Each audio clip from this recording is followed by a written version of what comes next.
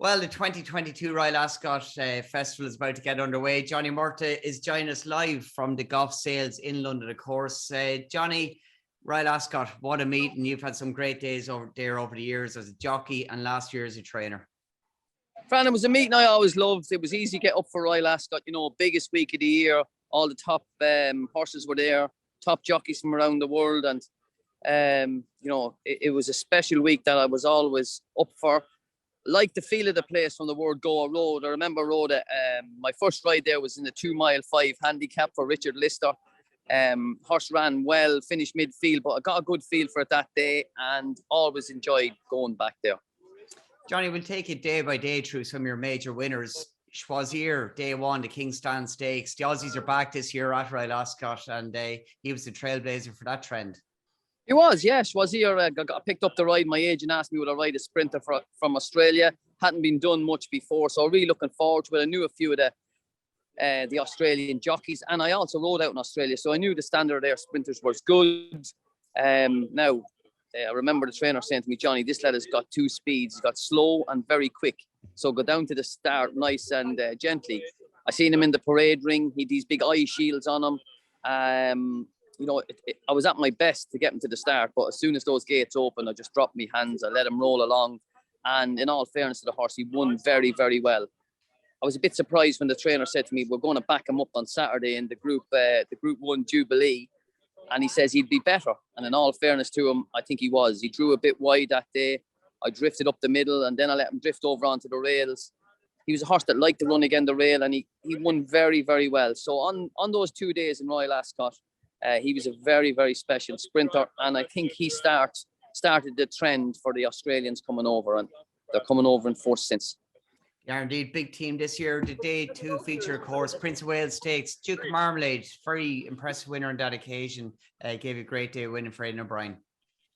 First horse I rode when I got the Ballydoyle job, 2008. Aidan put me up. The first morning I came into Ballydoyle was Duke of Marmalade. I just said to myself, what a horse. He won 5 Group 1s that year. But I remember going to Royal Ascot that year. His last piece of work before it, I just got off him and Aidan had the girl with the recorder beside him. And I just says, no horse will beat this fella in Ascot. And I remember Aidan turned around and he goes, Jenny, word for word what Johnny says. So I was pretty bullish, but I think, he was in fantastic form at that time. He was a real tough, genuine, and around Ascot, he was made for the place. It takes a bit of getting, and when I let him go, I think he won 4 lengths that day. So very, very impressive winner. And as I said, 5 Group 1s that year. He was a marvellous horse. He was indeed. Day 3 feature, the Ascot Gold Cup, a unique test, 2.5 miles. Enzelli, John Ox in the old Aga Khan colours. He took a little trip up to Hamilton the day before to get acclimatised and back down to win the Gold Cup. Yeah, well, I had Boney as my agent there in England at the time. So he says, oh, yeah, I've got a few rides for you on Tuesday. And then he says, yeah, I've got a few rides for you in Musselburgh or in Hamilton on the second day. And I said, geez, do I need to be going up there? But he says, listen, you have 5 rides, 5 good chances. None of them won, but thankfully I came back. John Ox, this horse was going really, really well in Ox's. And I remember Niall McCullough rode him work up the Old Vic before Ascot. And he says, Johnny, I know it's the Gold Cup, but this lad will run really well. He's in great shape and got a dream run round, Fran, got a dream split in the straight, but he quickened up really well. And unlike most of the stairs that I won on, this lad had a turn of foot. He had a great turn of foot for 150 yards. And again, I think he won very easy. Got a great run round, quickened up really well. And, the Ascot Gold Cup has been good to me over the years, but that was the first of 5 times I won it. So it was, as I said, it was a lucky race for me. Really was. And a great race in its own right. Johnny Yeats, you hadn't ridden him in his first 3 Gold Cups. You went out to ride him in his last one.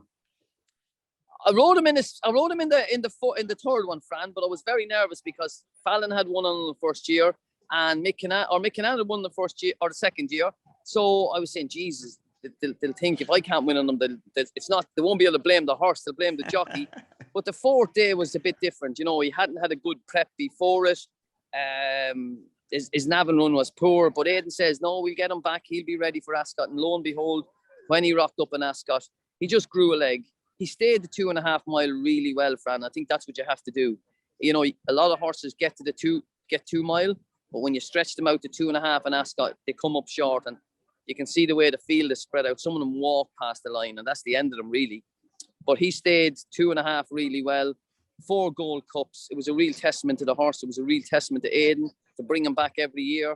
But again, that last Gold Cup was a special, special day. And I remember coming into the winners' enclosure, and it felt like everybody in Ascot wanted him to win the 4th one. Day 4 feature, the Coronation Stakes, of course. Mile on the round track, fillies only, 3-year-olds. You'd missed Ridgewood Pearl in the Irish Guineas. You're back on her here. Bit of pressure on. You hadn't ridden Royal Ascot winner at this point in time. No, 95 seems like a long time ago. Didn't ride her in the Irish Guineas. Christy rode her, but John Ox assured me, don't worry, you'll be back on for Ascot. So, hey, Fran, I just looked at it the other day. Gee, she travelled really well in the race. It was a top-class race, but she travelled really strongly. And when I let her go, she got the mile really well. Ground was probably as fast as she wants. She was a better filly with cutting the ground, but it was a nice relief to finally get that first winner at Royal Ascot. And one of my early Group 1s as well there. So it was a great relief and a wonderful filly that went on to win. I think she won 4 Group 1s that year. So John Ox, brilliantly prepared. The Coronation has been lucky for me as well. I rode Lily Langtry, and you could see I always loved her, and now you can see the caliber of horses that she's breeding. I think a couple of her progenies turned out to be really, really special. So, the end of the week, if you have many winners on the board before Friday, it's always a nice one to get.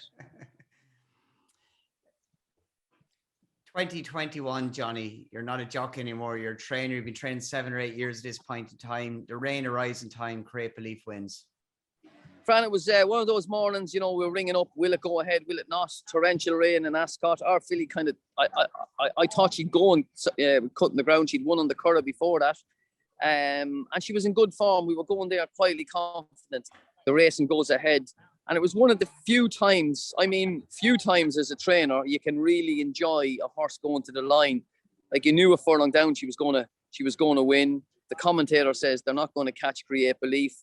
And again, after having such success as a jockey, to have to come back and do it as a trainer, it's so hard to get these horses to these races. But to win your first Royal Ascot winner as a trainer with Create Belief, yeah, listen, it was one of those special, special days. Orla was there with me. The crowd was down to 10,000, but it didn't take away anything from us. We really, really enjoyed the whole day.